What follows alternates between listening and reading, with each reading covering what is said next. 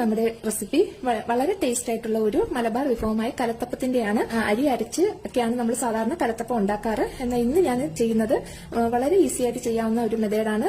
നമ്മൾ അരിപ്പൊടി വെച്ചാണ് കലത്തപ്പം തയ്യാറാക്കിയെടുക്കുന്നത്. നല്ലപോലെ ആരൊക്കെ തെളിഞ്ഞ നല്ല സോഫ്റ്റ് ആയിട്ടുള്ള കലത്തപ്പം നമുക്ക് ഉണ്ടാക്കിയെടുക്കാൻ പറ്റും. അപ്പൊ മുന്നേ ഞാൻ അരി അരച്ചുള്ള കലത്തപ്പത്തിന്റെ റെസിപ്പി ഇട്ടിട്ടുണ്ട്. അതും വളരെ സോഫ്റ്റ് ആയിട്ട് നല്ല ആരൊക്കെ തെളിഞ്ഞ് തന്നെ കിട്ടുന്നതാണ്. പക്ഷെ അതാകുമ്പോൾ നമ്മൾ അരി അരയ്ക്കാനൊക്കെ സമയമെടുക്കും. ഇതാണെങ്കിൽ അതിന്റെ ഒന്നും ആവശ്യമില്ല, നമുക്ക് ഈസി ആയിട്ട് ചെയ്തെടുക്കാം. അപ്പൊ എങ്ങനെയാണ് കലത്തപ്പം തയ്യാറാക്കിയെടുക്കുന്നത് നമുക്ക് നോക്കാം.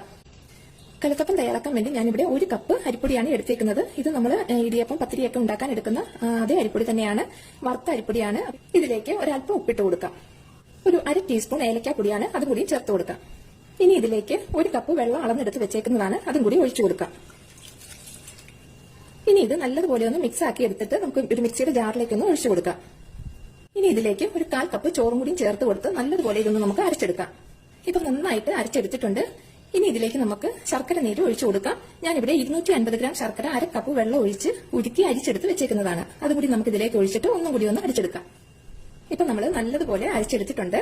ഇനി നമുക്കിതൊരു പാത്രത്തിലേക്ക് ഒഴിച്ചു വെക്കാം. ഇനി ഇതിലേക്ക് നമുക്ക് ഒരു 1/2 ടീസ്പൂൺ ബേക്കിംഗ് പൗഡർ ചേർത്ത് കൊടുക്കാം. എന്നിട്ട് ഇത് നല്ലതുപോലെ നമുക്കൊന്ന് മിക്സ് ആക്കി എടുക്കാം.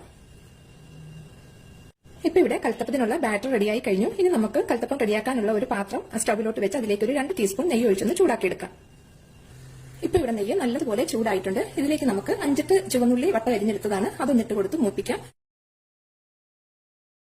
ചുവന്നുള്ളി കുറച്ചൊന്ന് മൂപ്പായി വരുമ്പോൾ ഒരു 3 ടേബിൾ സ്പൂൺ തേങ്ങാപ്പീരയാണ്, അതും കൂടി ചേർത്ത് കൊടുത്ത് നമുക്ക് നല്ലൊരു ഗോൾഡൻ കളറിൽ മൂപ്പിച്ചെടുക്കാം. അപ്പൊ തേങ്ങാപ്പീരയ്ക്ക് പകരം തേങ്ങാക്കൊത്ത് ഇടാൻ ഇഷ്ടമുള്ളവർ തേങ്ങാക്കൊത്ത് ഇട്ട് കൊടുത്താൽ മതി. ഞാൻ സാധാരണ തേങ്ങാപ്പീരയാണ് ഇട്ട് കൊടുക്കാറ്.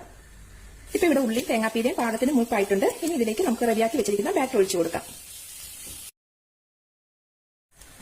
ഇനി ഇത് നമുക്ക് അടച്ചു വെച്ച് ഹൈ ഫ്ലെയിമിൽ ഒരു 3 മിനിറ്റ് വെക്കാം. 3 മിനിറ്റിന് ശേഷം ലോ ഫ്ലെയിമിലേക്ക് മാറ്റി ഒരു 20 മിനിറ്റ് കൂടി വെക്കണം.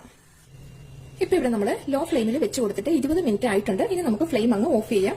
ഫ്ലെയിം ഓഫ് ചെയ്തിട്ട് ഒരു 10 മിനിറ്റും കൂടി ഇതിങ്ങനെ തന്നെ ഇരിക്കട്ടെ. അതിനുശേഷം നമുക്കിത് തുറന്ന് നോക്കാം. ഇപ്പൊ ഇവിടെ 10 മിനിറ്റും കൂടി ആയിട്ടുണ്ട്. നമുക്കിതൊന്ന് തുറന്ന് വേവായിട്ടുണ്ടോ എന്ന് നമുക്ക് നോക്കാം. ഇപ്പൊ ഇവിടെ ഇത് നല്ല കറക്റ്റ് ആയിട്ട് വേവായിട്ടുണ്ട്. അപ്പൊ ഇനി ഇത് നല്ലപോലെ തണുത്തിട്ട് നമുക്കിത് വേറൊരു പാത്രത്തിലേക്ക് എടുത്ത് ഒന്ന് മുറിച്ച് നോക്കാം. ഇത് കണ്ടോ, വളരെ സോഫ്റ്റ് ആയിട്ടുള്ള കലത്തപ്പമാണ്. നല്ല ഈസി ആയിട്ട് നമുക്ക് ചെയ്തെടുക്കാവുന്നതല്ലേ ഉള്ളൂ. അപ്പൊ ഇനി ഇത് നമുക്കൊന്ന് കട്ട് ചെയ്ത് നോക്കാം. അപ്പൊ എല്ലാവരും ഇതും ചെയ്ത് നോക്കണം. ചെയ്ത് നോക്കിയിട്ട് മറക്കാതെ നിങ്ങളുടെ ഫീഡ്ബാക്കും പറയണം. റെസിപ്പി ഇഷ്ടമായിട്ടുണ്ടെങ്കിൽ ലൈക്ക് ചെയ്യാനും ഷെയർ ചെയ്യാനും മറക്കരുത്. അതുപോലെ തന്നെ ആദ്യമായിട്ട് നമ്മുടെ ചാനൽ കാണുന്ന കൂട്ടുകാർ ആരെങ്കിലും ഉണ്ടെങ്കിൽ താഴെയുള്ള സബ്സ്ക്രൈബ് ബട്ടൺ കൂടി ഒന്ന് സബ്സ്ക്രൈബ് ചെയ്ത് കൊടുക്കണേ. ഇൻഷാ അല്ലാഹ് നമുക്ക് പുതിയൊരു റെസിപ്പിയുമായി വീണ്ടും കാണാം.